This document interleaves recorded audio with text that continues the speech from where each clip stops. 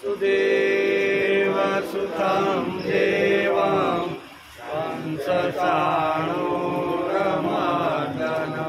देवकी परमानन्दं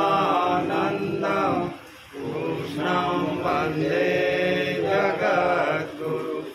गुरुर्ब्रह्मा गुरुर्विष्णु गुरुर्देवो महेश्वर गुरुर्साक्षात् परब्रह्म तस्मै श्री गुरुवे नमः। नारायणं नमस्कृत्यं नरं चैव नरोत्तमं देवीं सरस्वतीं व्यासं ततो जयमुदीरयेत् ततो जयमुदीरयेत्।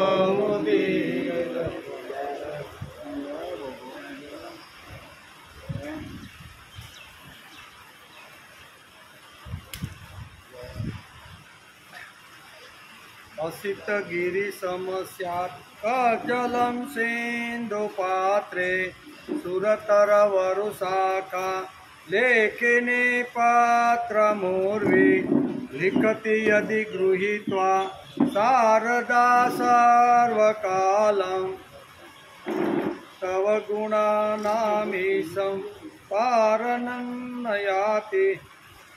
असित गिरिशमस्यात् कजलम समुद्र रूपी पात्र में नीलगिरी जेटलू काजल भर्યું હોય, पृथ्वी कागળ હોય, कल्पवृक्षनी डाळे कलम હોય અને તે કલમ પકડીને સરસ્વતી દેવી નિરંતર લેખા કરે તો પણ હે ઈશ્વર આપણા ગુણોનો પાર પામી શકાય એમ નથી, ભગવાનના ગુણોનો પાર પામી શકાય એમ નથી। मुखं करोति वाचालं पंगुं लंघयते गिरिं यत्कृपातमहं वंदे परमानंदमाधवं। मूंगा ने बोलतो करे छे, लंगड़ा ने पर्वत ओळंगावे छे, एवा माधव ने एवा परमानंद ने जेनी कृपाथी लंगड़ो बोलतो थाय अने शुं कहेवाय मूंगो बोलतो थाय ने लंगड़ो पर्वत ओळंगे, बराबर। जेनी कृपाथी आ थतुं रह्युं छे एवा परमानंद ने हूँ नमस्कार करूं छुं। मूंगा ने पण बोलतो करे, लंगड़ा ने पण पर्वत ओळंगी नाखे, ए परमात्मा सिवाय शक्य नथी। तेथी एवा भगवान ने हूँ नमस्कार करूं छुं। आज श्रीमद भागवत की शुरुआत थई 261 दिवस। शुक्रवारे आपणे एकादशा स्कंदना 6ठा अध्याय में देवताओनी भगवान ने स्तुति एनु वर्णन चालतुं हतुं। घणा बधा श्लोकोनुं वर्णन आपणे कर्युं, थोड़ा घणा श्लोको बाकी रही गया था। अत्यारे बधा देवताओ अत्यारे स्वर्गमांथी आव्या छे अने भगवान कृष्ण ज्यां द्वारकानी अंदर निवास करी रह्या छे त्यां बधा देवताओ ऋषिओ साथे बधा आव्या छे, बधा नमस्कार अने स्तुति करे छे। एनो विचार आपणे शुक्रवारे कर्यो। थोड़ाक श्लोको बाकी हता एनो विचार आज आपणे करवानो छे। देवताओ भावपूर्ण हृदयथी स्वर्गना बगीचाना दिव्य पुष्पोथी जगदीश्वरनी स्तुति प्रार्थना करे छे। ए स्तुति करवा योग्य परमात्मा जेमनुं अंतःकरण शुद्ध नथी, आवा लोकोनी चित्त शुद्धि विद्याभ्यासथी पण थती। अंतःकरण मेलुं होय अने विद्यानो अभ्यास करे तो पण एनुं चित्तनी शुद्धि थती नथी। तेमज वेदाध्यानथी दान तप यज्ञादि क्रियाओथी पण जेनो अंतःकरण अशुद्ध छे तेनी पण आवी रीतनी चित्त शुद्धि थती नथी। शुद्ध अंतःकरण वाला पाप એટલે કે આપણા જે ભક્તો છે આપણી લીલા ચરિત્રનું, આપણા પ્રભાવનું, આપણા યશનું અને આપણા કલ્યાણકારી ગુણોનું વર્ણન કરે છે તેઓ તો તાત્કાલિક આવી રીતના પવિત્ર થઈ જાય છે। અહીંયા આ બે શ્લોકની અંદર બહુ સરસ રીતે કીધું કે જેનું અંતઃકરણ અશુદ્ધ હોય એ વિદ્યાભ્યાસ કરતો હોય, વેદાધ્યાન કરતો હોય, તપ કરતો હોય, યજ્ઞ કરતો હોય, પણ એની પાછળ જો એનો કોઈ સ્વાર્થનો કે ઉપભોગનો જે હેતુ હોય, બરાબર, તો એ હેતુ હોય તો એનું ચિત્ત શુદ્ધ કે મન પવિત્ર થતું નથી. કોઈ પણ ક્રિયા કરે એની પાછળ અંતઃકરણની શુદ્ધિ હોવી જોઈએ કે હું શા માટે કરું છું, બરાબર. અને ખાલી પૈસા મેળવવા જ માટે જો યજ્ઞ થતા હોય, કથા વાર્તા જો થતી હોય અને તે આવી રીતના શુદ્ધ થતા નથી, એમ આ શ્લોકમાં કહે છે. શુદ્ધ અંતઃકરણ આપના ભક્તો આપને પામી જાય છે. જે લીલા ચરિત્રનું શ્રવણ કરે છે, આમ કરવાથી તેમની શ્રદ્ધા દ્રઢ થાય છે. તેનાથી પરાભક્તિ ઉત્પન્ન થાય છે અને માણસ પવિત્ર બની જાય છે. ભગવાનની લીલાનું ગાન કરતો કરતો માણસ શ્રવણ કરતો કરતો આવી તો પવિત્ર બની જાય છે. દેવતાઓ કહે છે કે હે પ્રભુ, આપના ચરણ કમળ અમારા તમામ અમંગળોનો નાશ કરવા માટે અગ્નિ બનીને ભસ્મ કરી દેશે. ચરણ કમળને હૃદયમાં ધારણ કરીને અમે બધા દેવતાઓ બે હાથ જોડીને તમને સ્તુતિ કરીએ છે. હૃદયની અહીં કહે છે ને કે આપના ચરણ કમળ અમારા તમામ પાપને અને અમંગળને અશુભને નાશ કરનારા છે.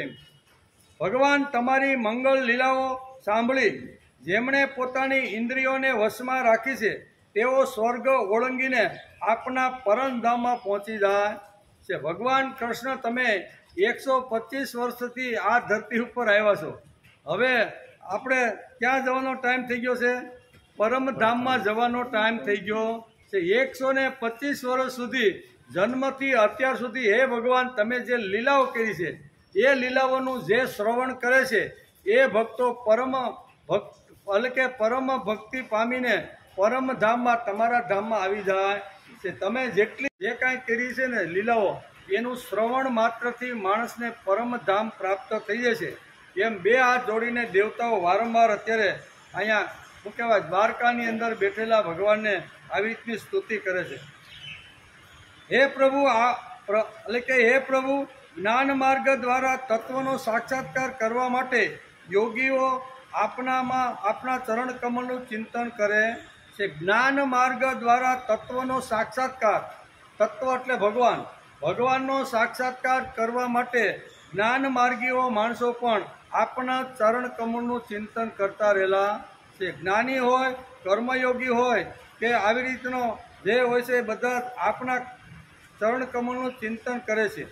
હે પ્રભુ, આપના ભક્તો આપને જ પ્રેમપૂર્વક વનમાળા અર્પણ કરે છે. તેનો આપ બહુ જ આદર સાથે સ્વીકાર કરો છો. ભક્તો માટે આપનો કેવો વિલક્ષણ પ્રેમ છે એનું આ પ્રત્યક્ષ ઉદાહરણ છે. સાક્ષાત ભગવતી લક્ષ્મી પણ આપને પ્રેમ અને ભાવ કરે છે. એમ દેવતાઓ વારંવાર અત્યારે ભગવાનને બે હાથ જોડીને અહીંયા દ્વારકાની અંદર આવેલા દેવતાઓ ભગવાનને સ્તુતિ કરે છે.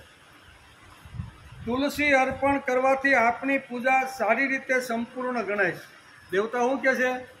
ફક્ત તુલસીનું પત્ર અંતઃકરણ શુદ્ધ રાખી અને કોઈ જો ભગવાનને અર્પણ કરે ને તો એની ભક્તિ શ્રેષ્ઠ ગણાય છે. તેથી ભાગવતકાર પણ કહે છે ને શ્રીમદ ભગવદ્ ગીતામાં પણ 9મા અધ્યાયમાં પણ આ જ વાત લખી છે. પત્રમ પુષ્પમ ફલન તોયમ યો મે ભક્ત્યા પ્રયસતી. બરોબર, એટલે કે જે પણ ભક્ત છે ને અંતઃકરણ શુદ્ધ રાખી મને તુલસીનું અથવા બીલીનું એકાદું નાનું પત્ર એટલે પાંદડું, પત્રમ અથવા પુષ્પ અથવા ફળ અથવા પાણી, બરોબર, ભાવથી મને અર્પણ કરે છે તે ભક્તોના હું પત્રમ પુષ્પમ ફલમ તોયમ આ ચાર વાતોનો હું સ્વીકાર કરું છું. આવું તમે પોતે જ કહેશો.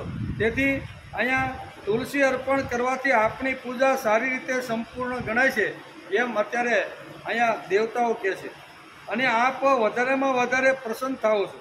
હે પ્રભુ, વામન અવતાર સમયે 3 ચરણ ભૂમિ માપવા માટે આપણો બીજો ચરણ સત્યલોકમાં પહોંચ્યો ત્યારે આપની કીર્તિનો ધ્વજ ત્રિલોકમાં લહેરાયો. તમે જે વખતે અહીંયા કોને અહીંયા ગયા? બલિરાજાને ગયા અને બલિરાજાના યજ્ઞમાં ગયા એટલે તમને વામન બટકો ધારી અને બધું માગવાનું કહે છે કે અમારો યજ્ઞ તો સફળ થઈ ગયો છે. યજ્ઞ સમયે આવી રીતના પવિત્ર બ્રાહ્મણ અમારા યજ્ઞમાં આવે તો અમારો યજ્ઞ ધન્ય બની જાય છે. બે હાથ જોડીને બલિરાજા અહીંયા વામનને આવી રીતના નમસ્કાર કરીને કહે છે તમે જે માગશો, જેટલું માગશો, જ્યારે માગશો ને તે આપવા માટે હું તૈયાર છું. આમ કરીને અહીંયા દેવતાઓ અત્યારે યાદ કરાવે છે કે તમે જે વખતે અહીંયા બલિના યજ્ઞમાં વામનનું રૂપ ધારણ કરીને ગયા અને એ વખતે બલિ પાસે 3.5 ડગલા પૃથ્વી અહીંયા તમે માગી હતી. એક પગલામાં આખું બ્રહ્માંડ, બીજા પગલામાં પૃથ્વી અને ત્રીજા પગલાની અંદર પાતાળ, આમ માગી લીધું. અને પછી શું તો કે હવે મારે શું કરવાનું? ત્યારે તમે બલિને પાતાળની અંદર ધકેલી દીધો હતો. એટલું જ નહીં, પ્રથમ તમારું પગલું જ્યારે સ્વર્ગની અંદર આવ્યું, આ સ્વર્ગની યાદ કરાવતા કહે છે, બરોબર ને? એ સમયે બ્રહ્માજીએ આપણા તે ચરણ કમળને પખાલીને તે જળ પોતાના કમંડળમાં રાખ્યું. ત્રીજું પગ, આ 3 પગલા જે પૃથ્વી માગી, એક બ્રહ્માંડ માગ્યું, જ્યાં બ્રહ્માજી હતા એની પાસે કમંડળ હતું અને એ કમંડળની અંદર ગંગાજળ ભરેલું હતું અને એની અંદર તમારો ચરણ મુકાવી દીધો. આ વર્ણન અત્યારે 2 હાથ જોડીને દેવતાઓ ભગવાન શ્રી કૃષ્ણને અત્યારે દ્વારકાની અંદર કહે છે કે ભગવાન તમે કેવા છો, તમે કેવા કામ કર્યા, તમારું ગુણોનું વર્ણન કેવું છે, એ બધું સ્મરણ કરાવીને બધા દેવતાઓ 2 હાથ જોડીને બહુ સરસ રીતે વર્ણન કરે છે. તેમાંથી જળની 3 ધારાઓ નીકળી. તમે એક પગલું જ્યારે બ્રહ્માંડમાં ગયું અને બ્રહ્માએ કમંડળની અંદર તમારા ચરણને જ્યારે મૂક્યા તો એ ચરણમાંથી આવી રીતનું જે કમંડળ હતું એમાંથી 3 ધારાઓ નીકળી. કેટલી? પાણીની 3 ધારાઓ નીકળી એમ ભાગવતકાર લખે છે. તેમાંથી જળની 3 ધારાઓ નીકળી, જેને ભાગીરથી ગંગા કહે છે. તે તો આપણી કીર્તિ પતાકા જ છે. 3 જે આખી તમારા કમંડળમાંથી તમે જ્યારે સ્વર્ગમાંથી પૃથ્વી ઉપર જ્યારે આ એક ધારાને મોકલી ત્યારે એ ગંગાના રૂપની અંદર આ ધરતી ઉપર આવી. એમ અત્યારે 2 હાથ જોડીને દેવતાઓ સારી રીતે સ્તુતિ કરે છે. હે ભગવાન, આપનું સ્વરૂપ અસુરોના સૈન્યને તો ભયભીત કરી દેનારું છે, પરંતુ આપણા ભક્તો અને દેવતાઓના સમૂહને અભય આપનારું છે. દૈત્યો એટલે રાક્ષસો તમારું નામ સાંભળે, તમારો આવી રીતનું કંઈ વર્ણન સાંભળે ને તો એને પણ તમે ખલાસ કરી નાખો છો. એ તો તમે એને ભયભીત કરી દો છો, પરંતુ આપણા ભક્તો અને દેવતાઓના સમૂહને અભય આપો છો. અમારા જેવા દેવતાઓ અને તમારું સ્મરણ કરતો રહેલો ભક્ત છે એને તમે અભય દાન આપો છો. 2 હાથ જોડીને દેવતાઓ વારંવાર આ ભગવાનને સ્તુતિ કરે છે. જે ભૂમા એટલે અનંત.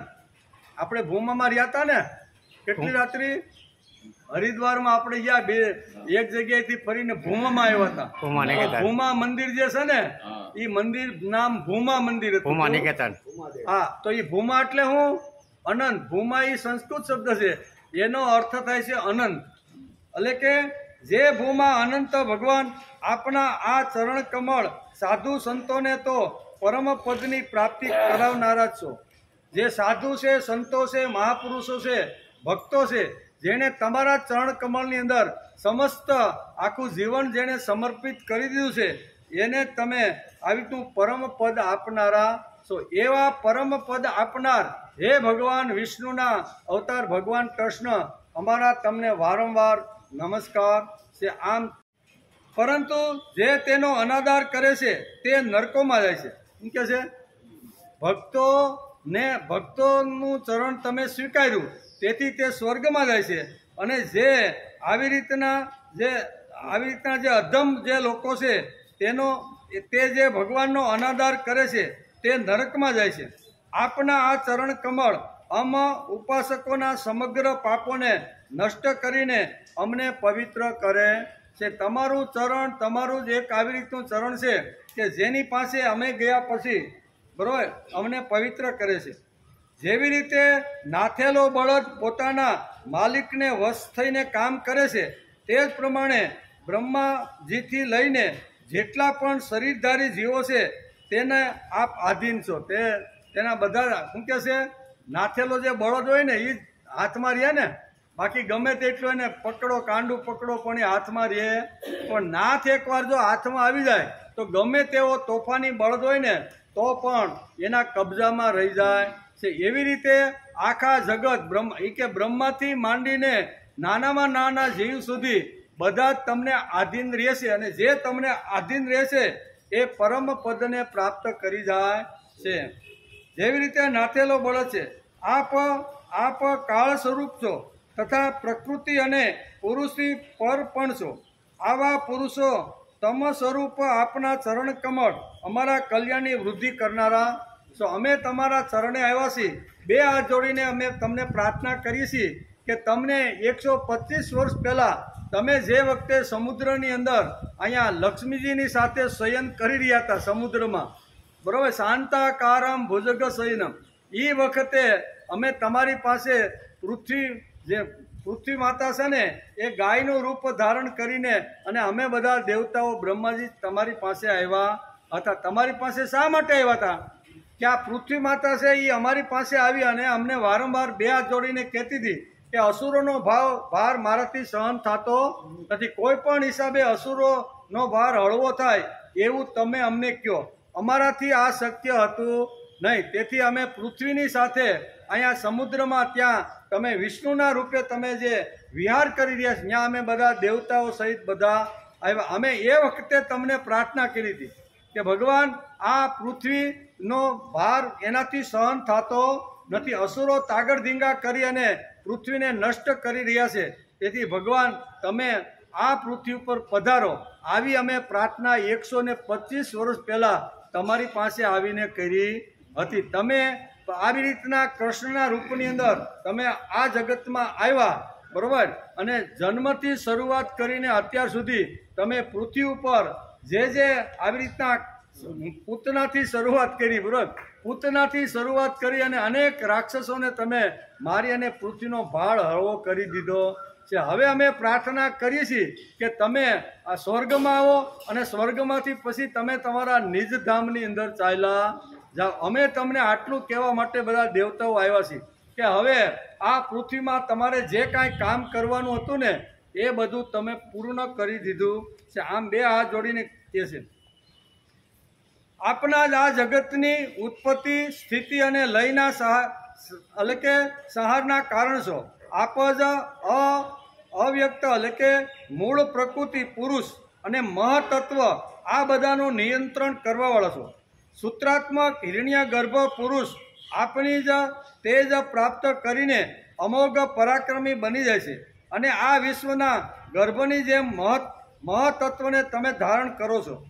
તે જ હિરણ્ય ગર્ભ બ્રહ્મા માયા સાથે મળીને સુવર્ણ જેવા બ્રહ્માંડ કોષની રચના કરે છે, નિર્માણ કરે છે, જે પૃથ્વી, જળ, વાયુ, આકાશ, અગ્નિ, અહંકાર અને મહતત્વના રૂપમાં 7 આવરણો વાળું છે. આ વિરાટ બ્રહ્માંડ આપનાથી જ ઉત્પન્ન થયું છે એમ દેવતાઓ વારંવાર ભગવાનને સ્તુતિ કરે છે. આ બધું જે કાંઈ છે આખું જે પંચભૂત છે, અહંકાર છે, જે કાંઈ મહદ બ્રહ્મ તત્વ છે એ આપનાથી જ ઉત્પન્ન થયેલું છે. આપ જ ચરાચર વિશ્વના અધીશ્વર છો. આ સંપૂર્ણ જગત માયાના ગુણથી અને તેમની વિક્રિયાથી જ ઉત્પન્ન થયું છે. હે ઋષિકેશ, આપ જ બધી ઇન્દ્રિયોના સ્વામી છો. આપ જ તે વિષમતા ભોગતા પણ છો. પણ આશ્ચર્ય એ છે કે આપ તેમના ભોગતા હોવા છતાં પણ તેમાં લેપાતા નથી. ભોગતા હોવા છતાં લેપાતા નથી. પરંતુ બીજા જે લોકો સ્વયં તે ભોગોનો ત્યાગ કરી દે છે તેઓ ત્યાગ કર્યા પછી પણ તેમનાથી બીતા પણ નથી. આમ કરી અને વારંવાર બે હાથ જોડીને અહીંયા દેવતાઓ ભગવાનને સ્તુતિ કરીને કહેશે કે હવે પૃથ્વી પર રહેવાનો તમારો ટાઈમ પૂરો થઈ ગયો છે. હવે અમારી સાથે આવો, થોડાક દિવસ સ્વર્ગના મહેમાન બનો અને પછી ત્યાંથી તમે તમારા પરમધામમાં તમે ચાલ્યા જાઓ. આવી રીતની વારંવાર ભગવાનને અત્યારે દેવતાઓ સ્તુતિ કરે છે. આપના અંતઃપુરમાં 16,000 રાણીઓ છે. તેઓ પોતાના સ્મિત હાસ્ય અને હાવભાવ ભર્યા કટાક્ષથી અભિપ્રાય દર્શાવતી હોવા છતાં ચલિત થતા નથી. પરંતુ આપણી 2 પુણ્યમયી નદીઓ ત્રિલોકના તમામ પાપોને ધોઈ નાખવા માટે પૂરેપૂરી રીતે સક્ષમ છે. એક તો કેવી ગંગા અને બાકીની 2 જે પુણ્યશાળી જે કમંડળમાંથી બ્રહ્માજીના 3 ધારાઓ જે નીકળીને એમાં 2 પુણ્યમયી બાકીની 2 જે ધારાઓ છે એ 2 ધારાઓ ગમે તેવો પાપી માણસ હોય, દુર્જન માણસ હોય, પણ એ પોતાનો પાપ અને દુર્જનતા છોડી અને તમારા ચરણ કમળમાં આવે છે તો તમે પણ એને પવિત્ર કરી નાખો.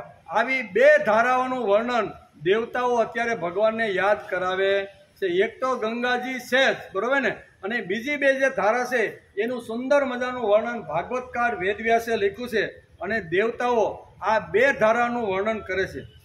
કથામૃત ધારા કેવી?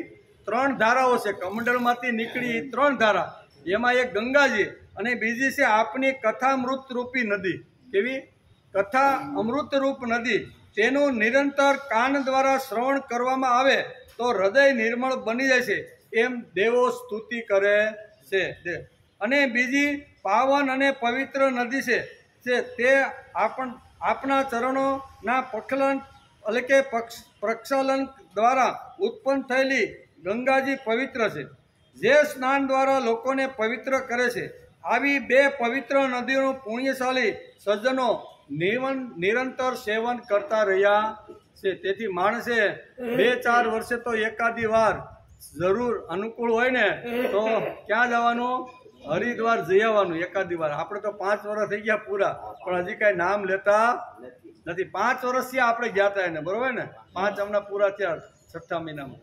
કહેવાનો અર્થ કે ગંગાનું આટલું મોટું મહત્વ અહીં શાસ્ત્રકારો અને ભાગવતકાર સમજાવે છે. એક તો તમારી પુણ્યશાળી જે લીલાઓ છે, એક નદી આ છે કે જે શ્રવણ કર્યા પછી માણસના પાપને ધોઈ નાખે છે, અને બીજી જે પુણ્યશાળી જે નદી છે એ છે ગંગા મૈયા. અને ગંગા મૈયાનું એકાદું ટીપું પણ મરતી વખતે પણ જો માણસના મુખમાં જો આવી જાય ને તો પણ માણસ પવિત્ર બની જાય છે. યમરાજા પણ એની ચર્ચા કરી શકતો નથી. તેથી શંકરાચાર્ય ઘણીવાર કહે છે ને, આપણે પણ આ શ્લોક ઘણીવાર આપણે ગાતા રહેલા છે. આદ્ય ગુરુ શંકરાચાર્ય પણ ગંગાનું મહત્વ વધાર્યું છે. ગંગા કેટલી પવિત્ર છે.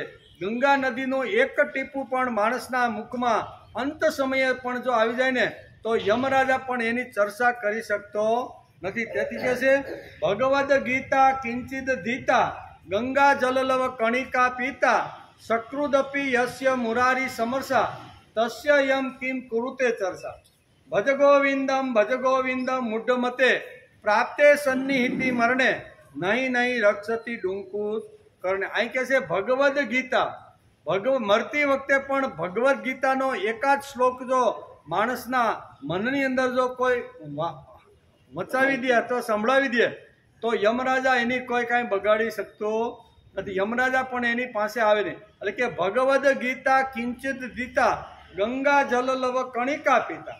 ગંગા નદીનું એકાદું બંધ પણ જો અંત સમયે માણસના મુખમાં આવે તો પણ યમરાજા એની ચર્ચા કરી શકતો નથી. અને ત્રીજી વાત કીધી છે, કઈ કીધી છે?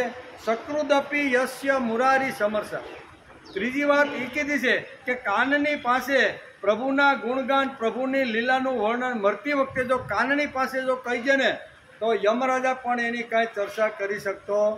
આટલું મહત્વ આપણા શાસ્ત્રની અંદર બહુ સરસ રીતે ગંગાનું પણ આપ્યું છે. તેથી 2 હાથ જોડીને દેવતાઓ કહે છે કે જે અહીંથી જે વામનના રૂપની અંદર તમે જે ત્રીજું પગલું જે માંડ્યું અને આકાશમાં સ્વર્ગ સુધી આવ્યું, અને એ સ્વર્ગની અંદર બ્રહ્માજી કમંડળ લઈને બેઠા હતા.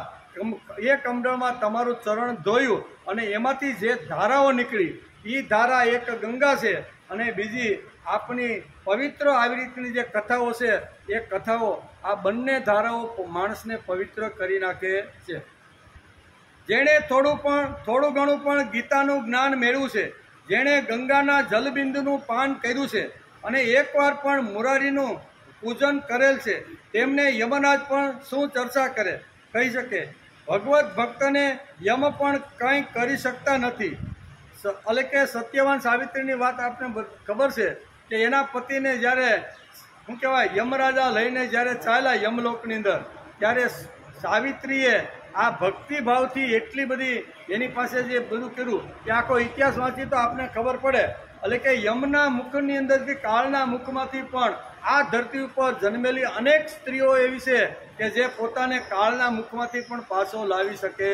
આટલી તાકાત ભગવાનના નામમાં, ભગવાનના કામમાં, ભગવાનના વિચારોમાં અને ભગવાનની કથામૃતનું જે શ્રવણ છે એમાં આટલી મોટી તાકાત ભરેલી છે. જે સાવિત્રી તરીકે જેણે જન્મ ધારણ કરી અને પોતાના પતિને યમના પાસમાંથી છોડાવી, યમને પણ ભાન ભૂલાવી દે એવી તાકાત એ કાળની સ્ત્રીઓની અંદર હતી એ આપણે જોઈ છીએ. એટલે કે ભગવત ભક્ત જો આવી રીતનું ભગવત ભક્તિનું એટલે કે કથામૃતનું જે શ્રવણ કરે છે તે ગંગાનું એક ગાતું બિંદુ મોઢામાં જાય છે તે, અને અહીંયા કહે છે કે ગીતાનું જ્ઞાન જેણે મેળવ્યું છે તે એની યમરાજા પણ આવી રીતની ચર્ચા કરી શકતો નથી. સુખદેવજી મહારાજ કહે છે કે હે રાજા પરીક્ષિત, દેવતાઓ અને ભગવાન શંકર સહિત બ્રહ્માજીએ આ પ્રમાણે સ્તુતિ કરી છે. એ 7 થી 19 શ્લોકની અંદર એટલે 13 શ્લોકની અંદર આ સુંદર મજાની સ્તુતિ કરેલી છે. ઘેરે જો ભાગવત હોય ને તો આ 13 શ્લોક વાંચવા જેવા છે કે દેવતાઓએ ભગવાનને કેવી રીતની સ્તુતિ કરી છે એનો અભ્યાસ આપણે કરવાનો. ત્યાર પછી બધા જ દેવતાઓ પોતાના ધામમાં જવા આકાશમાં ઊભા રહી ગયા. શું કહે છે? આટલી સ્તુતિ કરી, 13 શ્લોકની અંદર સ્તુતિ કરી, સુંદર મજાની સ્તુતિ. શુક્રવારે પણ થોડોક વિચાર કર્યો તો આ વખતે પણ થોડોક વિચાર કર્યો. બધા દેવતાઓ હાથ જોડીને આ પ્રમાણે સ્તુતિ કરી અને સ્વર્ગમાં જવા માટે બધા પૃથ્વીલોકથી થોડાક આકાશમાં, પૃથ્વીથી થોડાક આકાશમાં ઊભા રહી ગયા. બધા ફરીથી ભગવાનને કહે છે એ સાંભળવા જેવું છે. આ સ્તુતિ તો એણે 13 શ્લોકની અંદર કરી, પણ દેવતાઓ જ્યારે ભગવાનની પાસેથી નીકળી અને જ્યારે સ્વર્ગમાં જવા માટે નીકળ્યા ત્યારે ભગવાનની સામે આકાશમાં પાછા ઊભા રહી ગયા. જતાં જતાં બ્રહ્માજી એને બહુ સરસ રીતે સમજાવે છે. બ્રહ્માજી એને બહુ સરસ રીતે સમજાવે છે. એના ઘણા બધા શ્લોક ભાગવતકારે લખ્યા છે.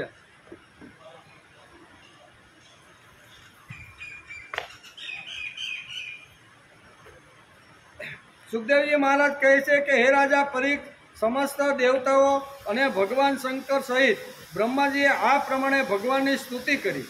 ત્યાર પછી તેઓ પ્રણામ કરીને પોતાના ધામમાં જવા માટે પ્રભુ ત્વમસ્યાભિરસે ત્વમ તતથેવોપપાદિતમ ધર્મસ્સ સ્થાપિત સસ્તુ સત્ય ધનેષુ તે તયા કીર્તિ સદીક્ષુ વિક્ષાપ્તિ સર્વલોક મહાલવા. આ રીતે સુખદેવજી મહારાજ કહે છે કે જે વખતે 2 હાથ જોડીને સ્તુતિ કર્યા પછી સ્વર્ગમાં જવા માટે બધા દેવતાઓ નીકળ્યા, આકાશમાં થોડી વાર રોકાણા અને દેવતાઓથી બ્રહ્માજી 2 હાથ જોડીને જતા અહીંયા ભગવાન કૃષ્ણ કહે છે. શું કહે છે? બ્રહ્માજીએ કહ્યું કે હે શરૂઆતમાં પ્રભુ, પહેલા અમે આપને અવતાર ધારણ કરીને ભૂમિનો ભાર ઉતારવા માટે 125 વર્ષ પહેલા તમારી પાસે આવ્યા હતા. શું કહે છે?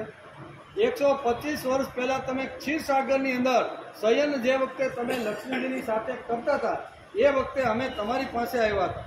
તે કામ અમારી પ્રાર્થના મુજબ આપે યથોચિત કરી દીધું. અમારી જે પ્રાર્થના હતી કે પૃથ્વી ઉપરનો ભાર ઉતારવા માટે કોઈ પણ રીતે તમે અવતાર લઈને આવો તો તમે મનુષ્ય રૂપ ધારણ કરી અને અહીંયા વસુદેવ અને દેવકીને ત્યાં જન્મ ધારણ કર્યો અને જન્મ ધારણ કરી અને બાળપણથી શરૂઆત કરીને અત્યાર સુધી પૃથ્વી ઉપરનો મોટા ભાગનો જે ભાર હતો ને એ તમે બધો જ હળવો કરી નાખ્યો છે. કોણ પ્રાર્થના કરે છે? બ્રહ્માજી.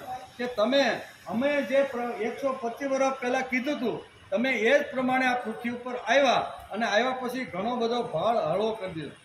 આપે સત્યનારાયણ સાધુ પુરુષોના કલ્યાણથી ધર્મની સ્થાપના પણ કરી દીધી. બરાબર? ધર્મની સ્થાપના પણ કરી દીધી અને 10 દિશાઓમાં એવી કીર્તિ ફેલાવી જેના શ્રવણથી લોકોના મનના દોષો નષ્ટ થઈ જાય એવી તમે 125 વર્ષની અંદર ખૂબ જ મોટું તમે કામ કર્યું છે. થોડું મોટું કામ. ત્યાર પછી બધા દેવતાઓ પોતાના એટલે કે બ્રહ્માજીએ કહ્યું કે હે શરૂઆતમાં પ્રભુ, પહેલા આપણે અવતાર ધારણ કરીને ભૂમિનો ભાર ઉતારવા માટે પ્રાર્થના કરી હતી. બ્રહ્માજી કહે આપે સત્ય પરાયણ સાધુ પુરુષના કલ્યાણ અર્થે ધર્મની સ્થાપના પણ કરી દીધી છે. અમારે જે હેતુથી તમારી પાસે આવ્યા હતા એ બધા જ હેતુથી તમે સુંદર મજાનું કામ કરી દીધું છે અને ફરીથી હવે અમે પ્રાર્થના કરીએ છીએ કે હવે તમારે અહીંયા રહેવાનો ટાઈમ હવે પૂરો થઈ ગયો છે. તેથી 2 હાથ જોડીને અમે કહીએ છીએ કે તમે પહેલાં સ્વર્ગમાં આવો અને ત્યાંથી પછી તમારા પરમ લોકની અંદર તમે ચાલ્યા જાઓ. આપે આ સર્વોત્તમ રૂપ ધારણ કરીને યદુવંશમાં અવતાર લીધો અને જગતના હિત માટે ઉદાર અને પરાક્રમપૂર્ણ અનેક લીલાઓ તમે અત્યાર સુધી કરી, બાળપણથી શરૂઆત કરી અને અત્યાર સુધી ઘણી બધી લીલાઓ તમે કરી. લીલા એટલે જીવન. આપણને એમ થાય કે 11 વર્ષને 52 દિવસ પૂરતી ફક્ત ભગવાનની લીલા નથી. જન્મ થાય અને અંત સુધી જે ભગવાન કાંઈક પરાક્રમો કરે, કાંઈ કામ કરે, કાંઈ પ્રયોગો કરે, એ બધી ભગવાનની જ લીલાઓ છે. એમ અત્યારે બ્રહ્માજી કહે છે કે તમે ઘણી મોટી અનેક પ્રકારની લીલાઓ કરી છે.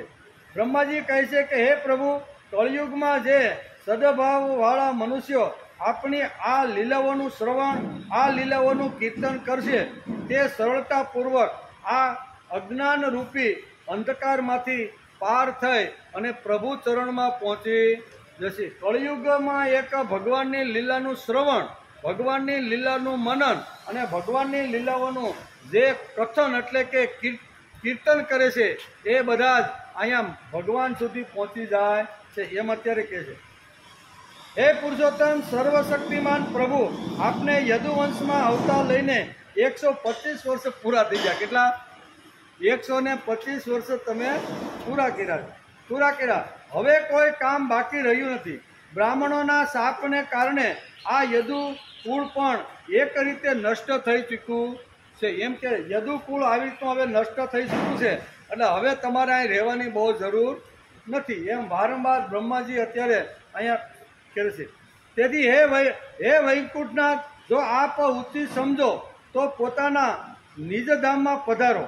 આપના સેવક એવા અમા લોકપાલો સહિત બધા દેવતાઓને હું પણ આ તમને વિનંતી કરું છું, અને તમે લોકપાલન એટલે કે અમને સ્વર્ગમાં મળવા માટે આવો અને ત્યાંથી પછી તમારા પરમધામની અંદર તમે ચાલ્યા.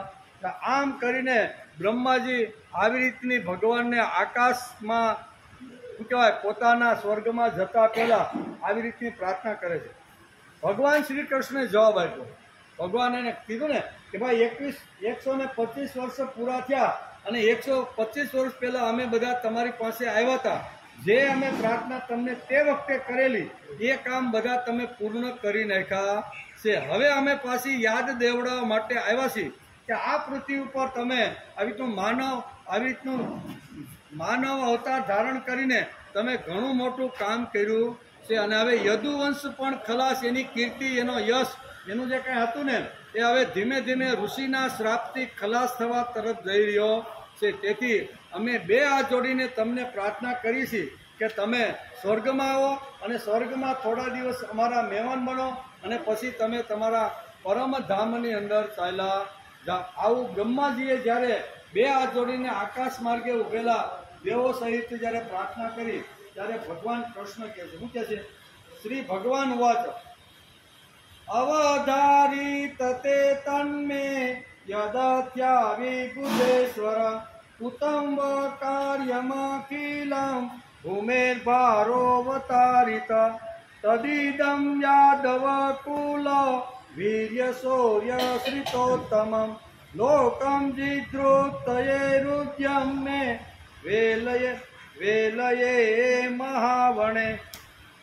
શ્રી કૃષ્ણ ભગવાને કહ્યું કે હે બ્રહ્માજી, આપ જેમ કહો છો હું તેવો જ નિશ્ચય આ પહેલા કરી ચૂક્યો છું. તમે જેવું કીધું કે તમે હવે નિજ ધામમાં તમે પધારો. યદુવંશીઓ અત્યારે ખલાસ થવાના આરા ઉપર આવી ગયા છે. સત્તા મળી, સંપત્તિ મળી, યુવાની આવી, અને યુવાની એકવાર હાથમાં આવે અને યુવાની પાસે જો સંપત્તિ અને સત્તા આવે તો શું થાય છે ને એ બધું ભાગવતકાર વેદવ્યાસ અહીંયા બ્રહ્માજીના મારફત અત્યારે ભગવાનને કહે છે. ભગવાન કહે છે કે તમે જે વાત કરી એવો જ હું વિચાર કરી રહ્યો છું. એવો જ વિચાર હું કરી રહ્યો છું. હું તેવો જ નિશ્ચય ઉપર પહેલા જ કરી ચૂક્યો હતો. મેં આપ લોકરસા સ્પંદના અધ્યાય કેટલામાં છે? 6. 8મો.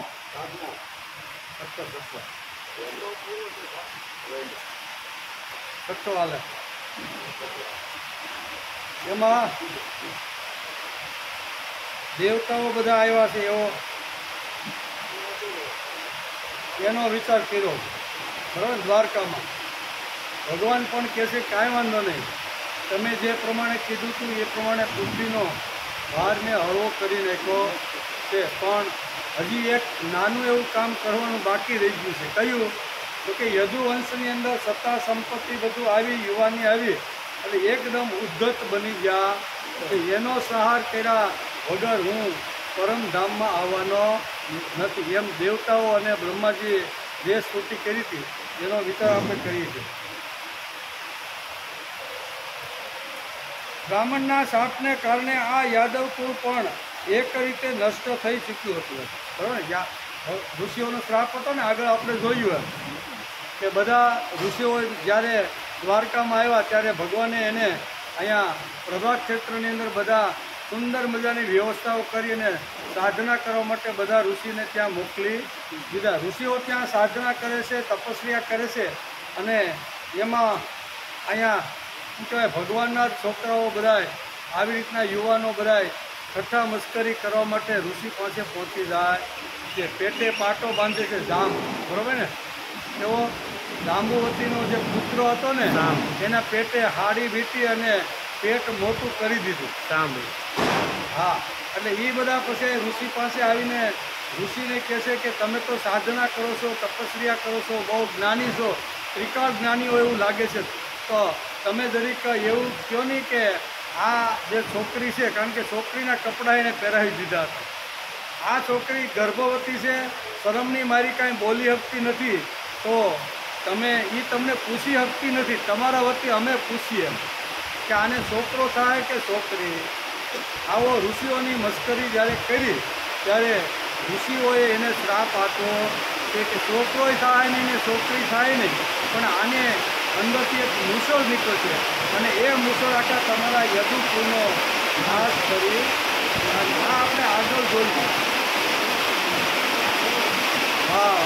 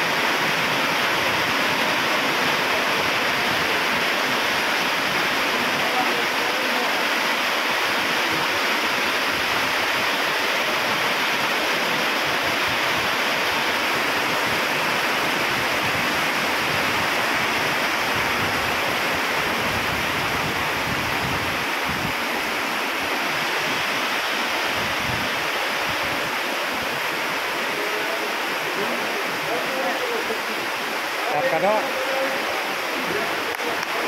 Lahat kado.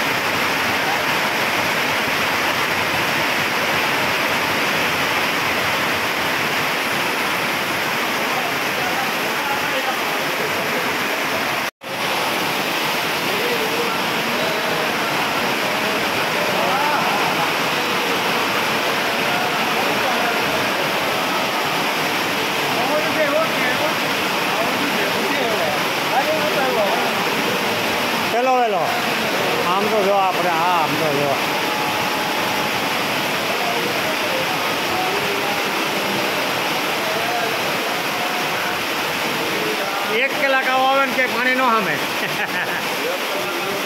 પાણી નો સામે છે ગટરો બધી બહાર ફૂફાડા મારે બધી ગાડીઓ બતાવે છે 10 ગાડી એ કાર્ય તણાય છે હા હરિદ્વાર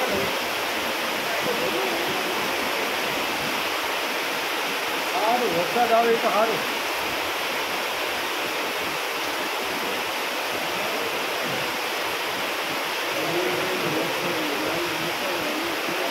સાત દિવસ સુધી પડશે હે 7 દિવસ સુધી વરસાદ પડશે એક ધારો સારું.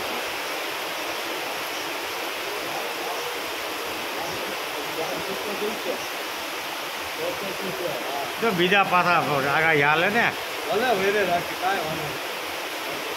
સર્ક્યુલેટ થતું હોય દરિયામાં બહુ ગરમી ખાધી એ કેમ? પ્રમાણે 42 41 ડિગ્રી. હા એની વાત કરો ભાઈ, એવી ગરમી છે.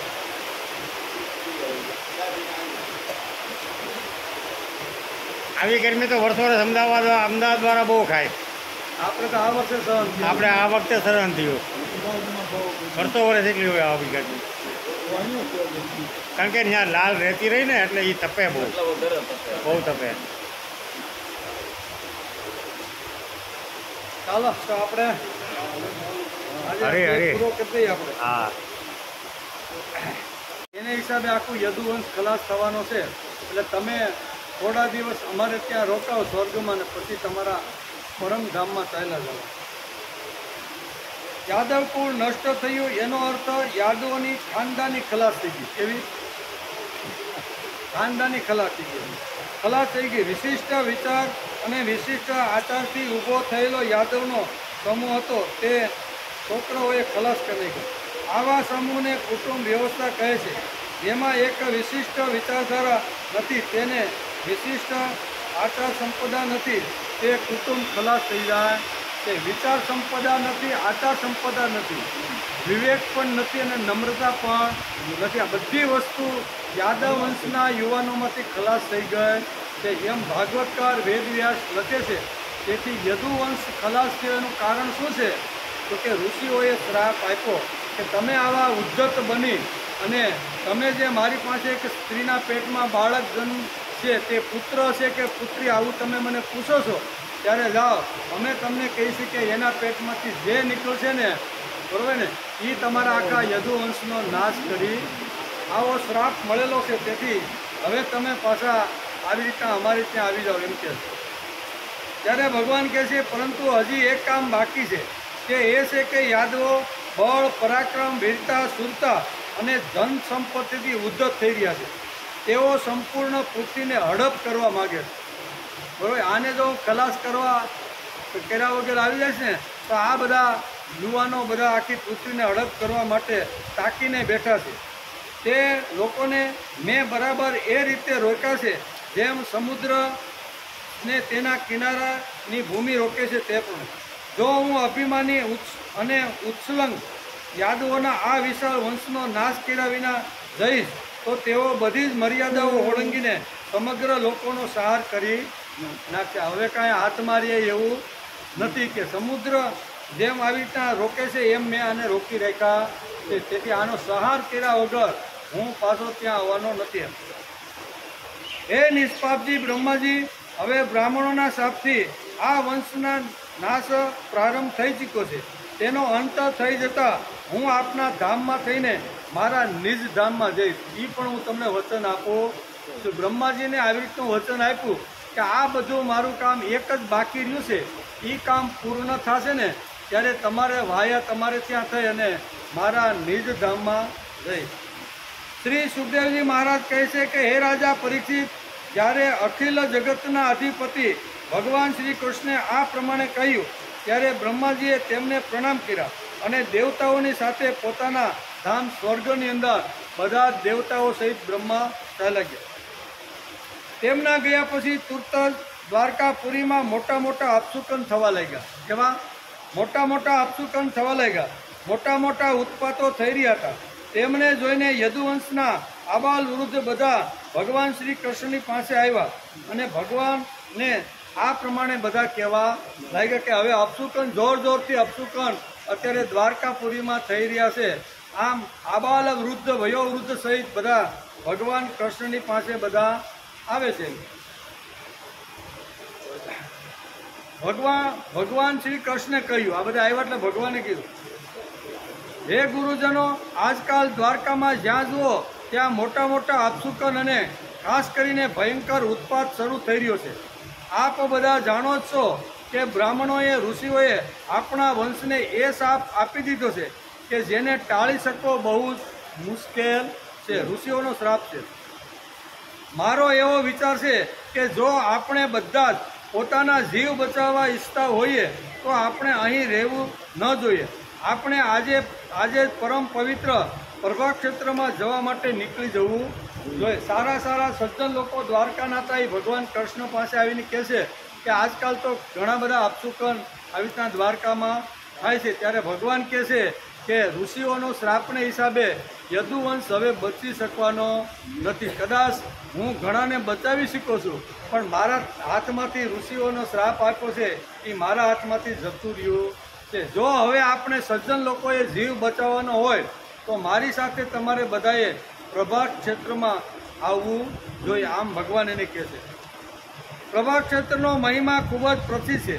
જ્યારે દક્ષ પ્રજાપતિના શાપથી ચંદ્રમાને ક્ષય રોગે ઘેરી લીધો હતો ત્યારે તેમણે પ્રભાત ક્ષેત્રમાં જઈને સ્નાન કર્યું અને તેઓ તુરત જ પાપજન્ય રોગથી મુક્ત થઈ ગયા. સાથે સાથે તેમને કળાઓની અભિવૃદ્ધિ પણ પ્રાપ્ત થઈ ગઈ. જે ચંદ્રની જે કળા, જે એના સસરા દક્ષ રાજાએ એને જે શ્રાપ આપ્યો હતો કે આ બધી મારી દીકરીઓ જોડે તું બરોબર વ્યવહાર કરતો નથી, એક જ ખાલી તું એક જ છોકરી હારે પ્રેમ કરે છે અને બાકીની સાથે કરતો નથી.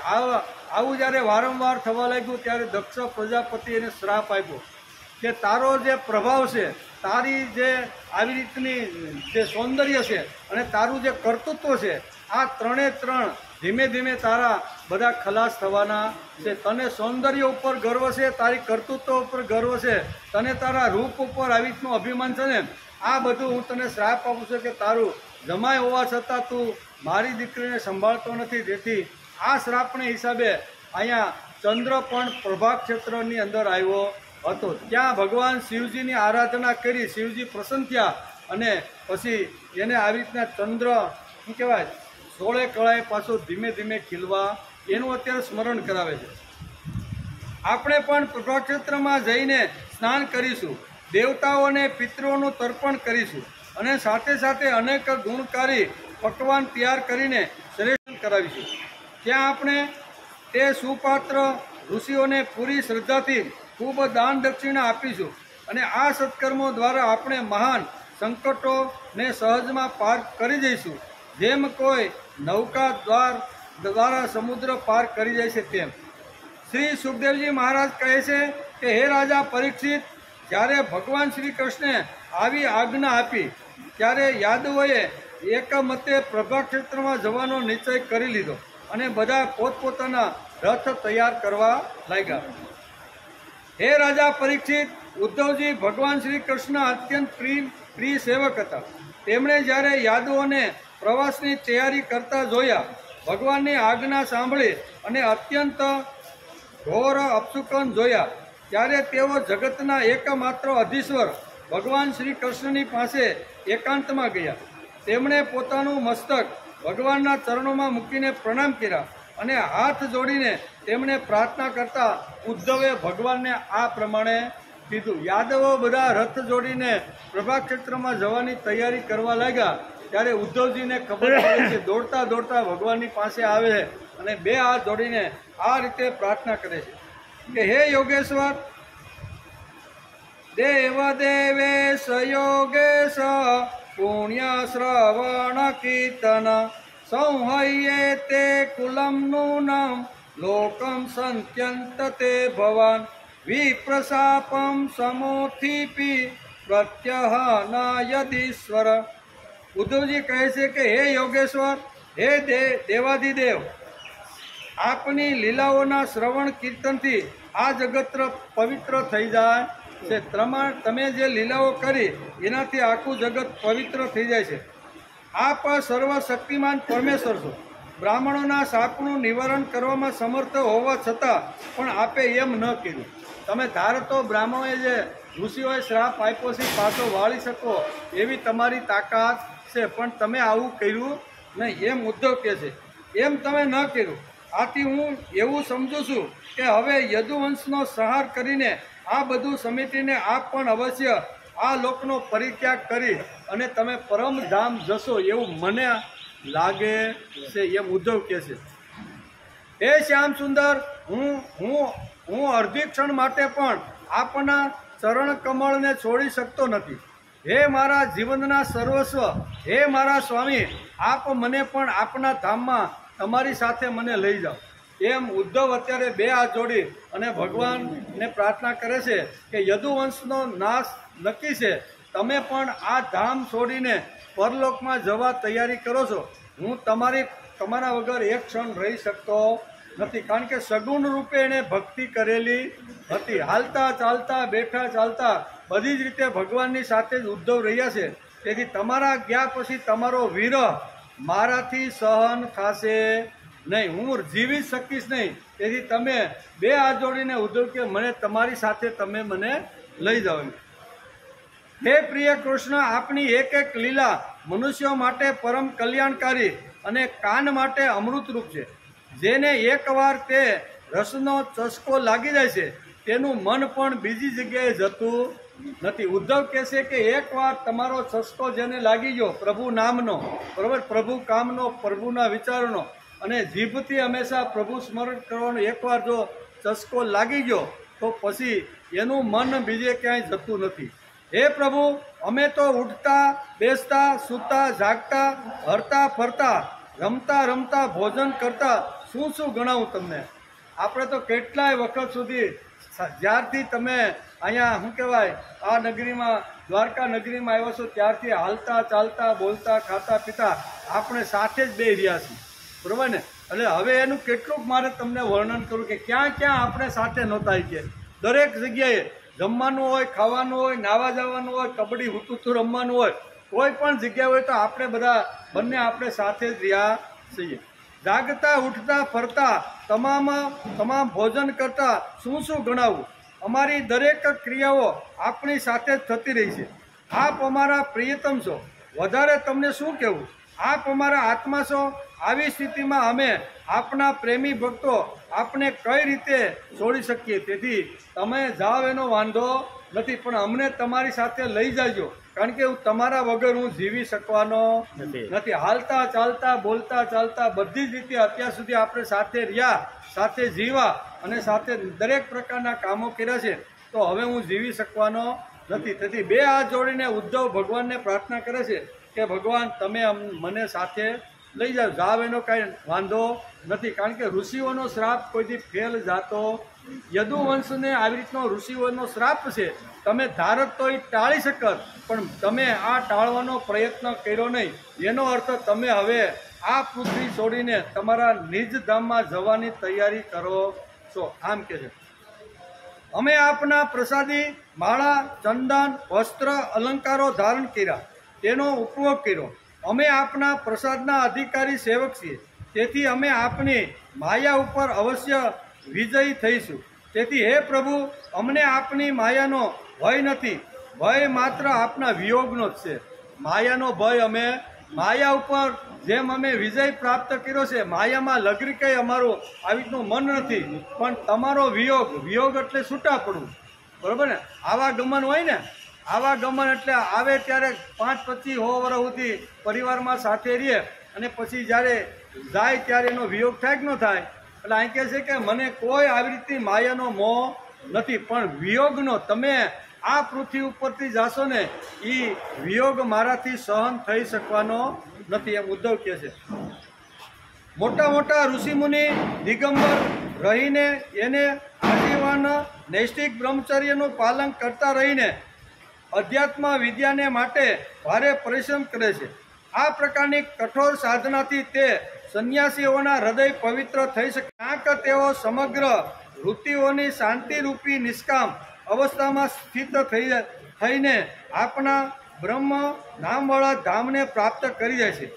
હે મહાયોગેશ્વર, અમે લોકો તો કર્મ યોગમાં જ ભટકી રહ્યા છીએ, પરંતુ એ ચોક્કસ છે કે અમે આપના ભક્તજનો સાથે આપના ગુણો અને લીલાઓની ચર્ચા કરીશું તથા મનુષ્ય જેવી લીલા કરતા આપે જે કંઈ કર્યું છે અથવા કહ્યું છે તેનું સ્મરણ કીર્તન કરતા રહીશું. સાથે સાથે આપનું ભાષણ, આપની ગતિ, મંદ હાસ્ય દર્શન અને આપણા મધુર વાર્તાલાપની સ્મૃતિમાં તલ્લીન બની જઈશું. માત્ર આથી જ અમે દુસ્તર માયાનો પાર કરીશું. તેથી અમને માયાને તરવાની નહીં, પણ આપના વિરહની ચિંતા છે.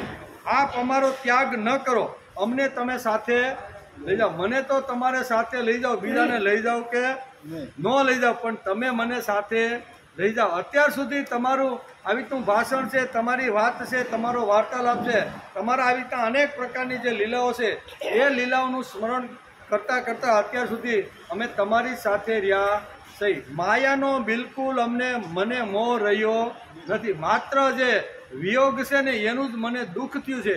તેથી તમે જાઓ એનો કાંઈ વાંધો નથી, પણ મને સાથે લઈ જાઓ.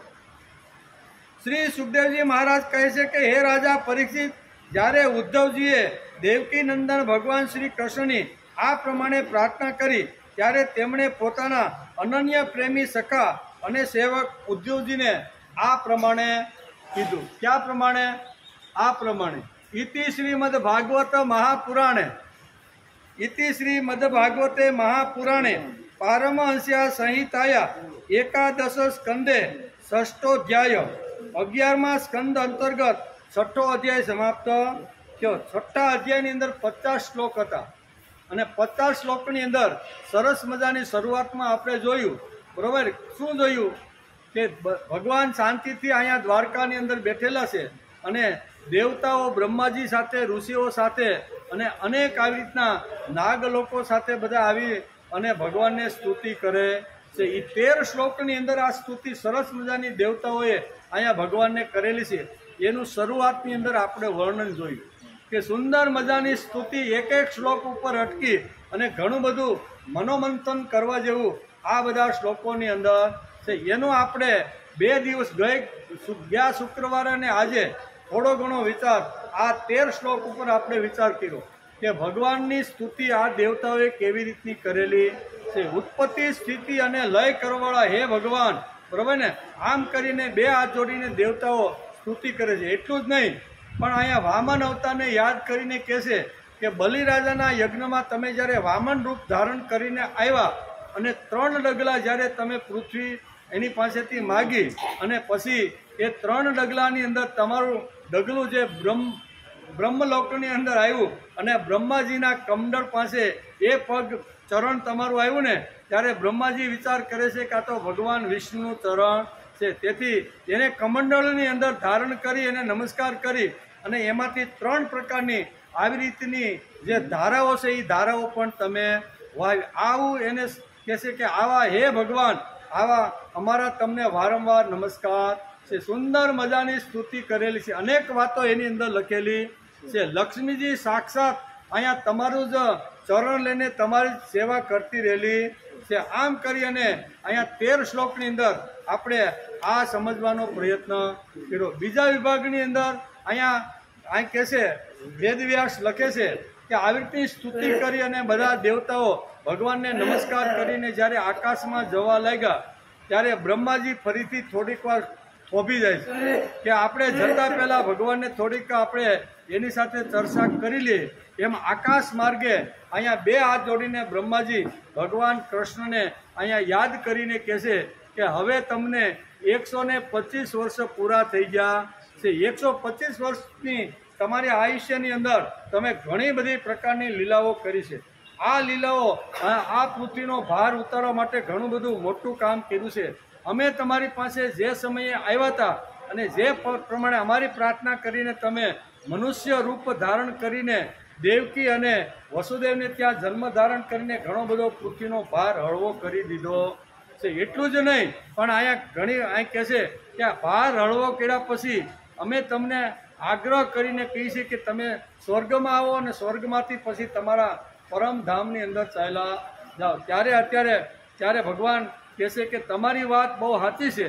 ઋષિઓના શ્રાપને હિસાબે યદુવંશ હવે ટકી શકવાનો નથી. યદુવંશની જે આબરૂ હતી, યદુવંશની જે કાંઈ કીર્તિ હતી, એનો જે યશ હતો ને, એ યશ બધો યુવાનિયાએ ખલાસ કરી નાખ્યો છે. જ્યારે આવી તો એનો યશ હતો ને, ત્યારે દ્વારકાપુરીની અંદર ઘણું બધું સારું થતું હતું. હવે તો આ યુવાનિયાએ આ યશ, કીર્તિ અને બધું આવી રીતનું જે ખલાસ કરી નાખ્યું છે, એટલે એનો નાશ તો નક્કી જ છે. પણ જેમ આવી રીતે કહે છે ને, જેમ સમુદ્રના જે લહેરી એટલે કે મોજાઓ જેમ કિનારાને રોકે છે, એમ અત્યાર સુધી મેં આ યાદવને રોકી રાખ્યા છે. આ યાદવો પાસે અત્યારે સત્તા છે, એની પાસે સંપત્તિ છે, યુવાની છે, અને રાહ જોઈને બેઠા છે કે આખી પૃથ્વીની અમારે હડપ કરી લેવી છે. તેથી હું વિચારું છું કે હવે હડપ કરતાં પહેલાં મારે જ આ બધાને ખલાસ કરીને પછી જ મારે તમારે ત્યાં આવવું જો. એમ બ્રહ્માજીને અત્યારે ભગવાન શ્રી કૃષ્ણ કહે છે. અને આ રીતે જ્યારે ભગવાન નિજધામ જવા માટેનો એણે વિચાર કર્યો, બરોબર ને, ત્યારે ચારે બાજુ આવી રીતના શું કહેવાય, દ્વારકામાં અપશુકન થવા લાગ્યા. એટલે બધા સજ્જન લોકો વિચાર કરવા લાગ્યા, સાધુ પુરુષો વિચાર કરવા લાગ્યા કે હવે અઘટિત ઘટના દ્વારકામાં કંઈક ઘટે એવું અમને લાગે છે. તેથી અહીંયા ઘણા બધા જે સાત્વિક લોકો હતા ને, એ બધા ભગવાનની પાસે આવે છે કે ભગવાન, આજકાલ તો હમણાં દ્વારકાની અંદર ખૂબ આવી રીતના અપશુકનો થાય છે. ત્યારે ભગવાન થોડા સમયની અંદર આખો યદુવંશ ખલાસ થવાનો છે. હું તમને કહું છું કે તમારે જીવ જો બચાવવાનો હોય તો તમે બધા અમારી સાથે, હું અત્યારે પ્રભાત ક્ષેત્રમાં જવાની તૈયારી કરું છું. તમારે તમારો જીવ બચાવવાનો હોય તો તમે પણ ગાડામાં સામાન ભરીને તમે બધા આમ કરી અને ગાડામાં બધો સામાન ભરી અને અહીંયા પ્રભાત ક્ષેત્રમાં આવે છે. ભગવાન કહે છે કે પ્રભાત ક્ષેત્રની અંદર ઋષિઓ અત્યારે તપસ્યા કરી રહ્યા છે, મોટા મોટા યજ્ઞ કરી અને સમાજને સુસંસ્કૃત બનાવવાનો પ્રયત્ન કરે છે. આપણે પણ પ્રભાત ક્ષેત્રમાં જઈ, એની સાથે જોડાઈ જઈ, એને કાંઈ દાન દક્ષિણા આપણે પણ આપીને આપણે પણ કંઈક પુણ્ય ભેગું કરી. આ બધી જ વાતો અત્યારે બહુ સરસ રીતે ગ્રામજનોમાંથી સાત્વિક જો લોકો આવ્યા હતા, એને ભગવાને આ વાત સમજાવી. બધા સજ્જનો અને બધા સત્પુરુષો કે કોઈ વાંધો નહીં, આમ કરીને બધા પ્રભાત ક્ષેત્રમાં આવવાની તૈયારી કરે છે. ખબર પડી ગઈ, ઉદ્ધવને ખબર મોડી પડે છે. એ પણ વિચાર કરવા લાગે કે ભગવાન તો ગાડું લઈને તૈયાર થઈ ગયા છે, બધા એની સાથે જવા તૈયાર થઈ ગયા છે. એટલે ઉદ્ધવ દોડતા આવી અને ભગવાનને કહે છે કે ભગવાન, તમે નિજધામ જાશો એનો મને કાંઈ વાંધો નથી, પણ સગુણ સાકાર રૂપે તમે હસતા રમતા કિલોલ કરતા ખાતા પીતા નાતા મેં તમારી સાથે એવી મિત્રતા બાંધી છે કે હવે તમને તમારા વગર હું આ જગતમાં જીવી શકું એમ નથી. ભલે તમે જાઓ એનો કાંઈ વાંધો નથી, પણ તમે મને સાથે લેતા જજો. આમ કરી અને બે હાથ જોડી અને આવી રીતની જ્યારે પ્રાર્થના કરે છે, ત્યારે ભગવાન એને બહુ સરસ રીતે સમજાવે છે કે ભાઈ, હું તો આવી રીતનો મારો સમય પૂરો થઈ ગયો છે, પણ તમારે આવવાનું નથી. એમ કરી અને આ અધ્યાયને આપણે નમસ્કાર કર્યો. તો પછી શું કરવાનું? તમારે આવવાનું નથી, હું જાઉં છું, તમારે ઉદ્ધવને કે આવવાનું નથી. તો તમારે શું કરવાનું છે ને, એ તમે સાંભળી લ્યો. એ 7મા અધ્યાયની અંદર ભાગવતકાર વેદવ્યાસે સુંદર મજાનું ચરિત્ર ચિત્રણ દોર્યું છે કે ઉદ્ધવ, તમારે મારી જોડે આવવાનું નથી, પણ આ પૃથ્વી ઉપર રહીને તમારે કેવા કેવા કામ કરવાના છે અને હું કયા સ્વરૂપે આ જગતની અંદર હું સાક્ષાત રૂપે આવેલો છું ને, એ બધી જ વાતો ભાગવતકાર 7મા અધ્યાયની અંદર સુંદર મજાની વાતો કહેવાના છે. પણ આપણો ટાઈમ પૂરો થઈ ગયો, બરાબર? એટલે આવતીકાલે આપણે આવીશું ત્યારે ભગવાન એને કહેશે કે તમારે મારી સાથે નિજધામ આવવાનું નથી, બરાબર ને, હું એકલો જાઉં છું. એમ કરીને સુંદર મજાની જે કાંઈ શિખામણ આપે છે એનો વિચાર આવતીકાલે